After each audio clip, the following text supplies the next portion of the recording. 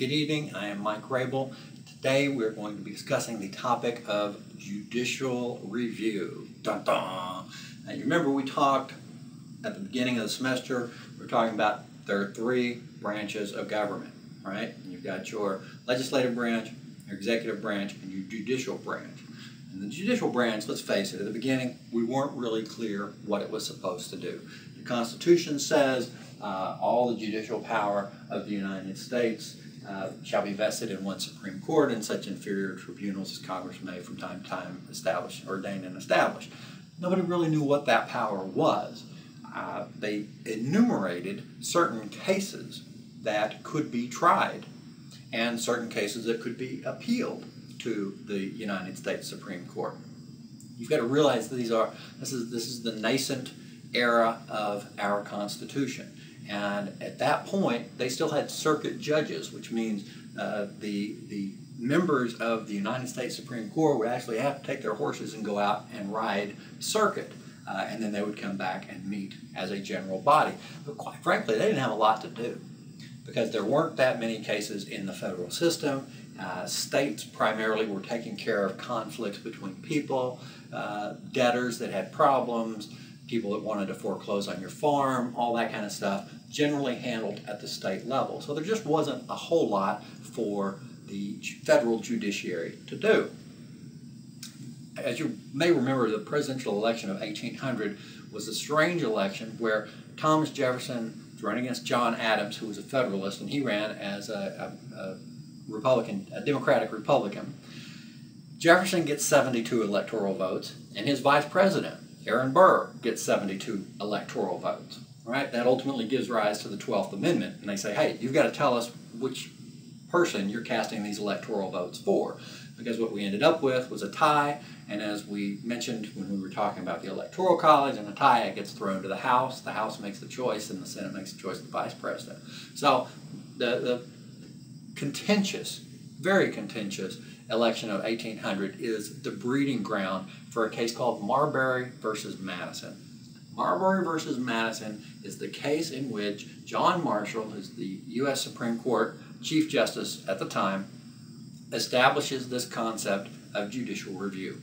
Now, I'd like to tell you that there are a lot of high-minded reasons behind it, that he understood the importance of the complicated role that the judiciary should play in the system of checks and balances, and that may be true.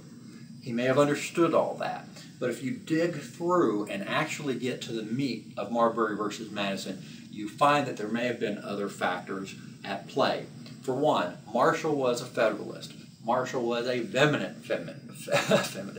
Federalist, very vehement Federalist. He believed strongly in the Federalist cause. He had actually been a part of the administration of John Adams. What happened to Marbury is, as you may recall, prior to the 20th Amendment, the president didn't take office until March 4th of the year after the election. So the election was held in 1800 on the first Tuesday of November. And as I say, after it was sorted out by the House of Representatives and it was determined that Thomas Jefferson was going to be president, there's still 3 months during which John Adams can run amok and do what he wants to do. So, of course, one of the things he wants to do is appoint all his buddies to as many positions as he can. The Senate was still firmly in Federalist hands at that point. So he issues one of his appointments to a fellow named Marbury. And he says, Marbury, I want you to be a judge. And the Senate says, yeah, Marbury would be a great judge. Well, somehow, in the process of moving out of the White House and the new administration taking over, the Jefferson administration taking over, they didn't get the commission. That is the piece of paper that says, you, Mr. Marbury, are now a judge, because he was being appointed as a judge. A commission is a legal document which shows that you were appointed and that your appointment had been ratified or confirmed by the Senate. That's your advice and consent of the Senate in Article 1. Remember, Article 2 does the appointment, Article 1 does the advice and consent.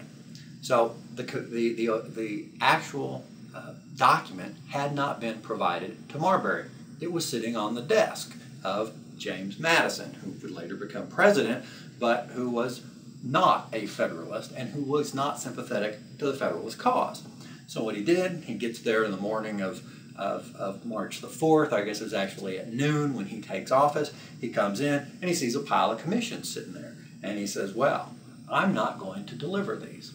And by doing that, I will keep all these Federalists from having offices, and Thomas Jefferson will be able to appoint them, and we'll be able to put people that essentially have an anti-Federalist spin on the Constitution and government in these same positions of power, thereby thwarting the lame duck appointments that had been made from the previous administration of John Adams. Well, Marbury decides, right, when you've got a dispute with people, don't take the law into your own hands, take them to court. So he decides that he's going to file what's called a writ of mandamus. Mandamus is just a fancy Latin word that means I command you. And the theory was that he was going to have Madison be commanded to give him the piece of paper that was on his desk, because that was all that was left. He had been appointed, Marbury had been appointed, he had been confirmed by the Senate. The only thing that had to happen was for him to get that piece of paper in his hot little hands, and he was going to have this job. Madison, who was Secretary of State, all he had to do was give out the paper. And since it had already been confirmed by the Senate, he had no discretion. He didn't have the authority. The Secretary of State doesn't have the authority to say, oh, well, I don't like this guy. I'm going to put the 86 on his appointment and throw it in the trash basket. No one argued that he had that power, but he took the position that because the magic time had passed and the documents had not been delivered, that they were no longer of any force and effect. And so even if he were to deliver it, it wouldn't appoint the guy. And so in order to make sure that there wouldn't be any confusion as to which appointment was correct, because of course Thomas Jefferson was making an appointment to the exact same office, he just decided to keep the thing in his desk drawer, probably locked there with a lovely little old key and an antique desk that's worth thousands of dollars to somebody now. Well, so a writ of mandamus is filed in the United States Supreme Court. John Marshall is the Supreme Court Chief Justice, and he sits there and he listens to this case, and basically he's a Federalist, and he hears Marbury put on his case saying, look, I was appointed, I was confirmed, Madison is sitting over there with my papers in his desk. Tell him to give me my papers. Madison is standing on the other side saying, I'm not going to give him his papers because he didn't have them by noon on March the 4th when the new administration took over, and my new boss says I don't have to deliver the paper to him. So Marshall kind of scratches his chin. I don't know if he had a beard, but he might have. Scratches his chin and tries to take a beat on this and wonders, what happens if I tell Madison he has to deliver Marbury that commission? How are we going to enforce that? We don't have the Army. We don't have the Navy.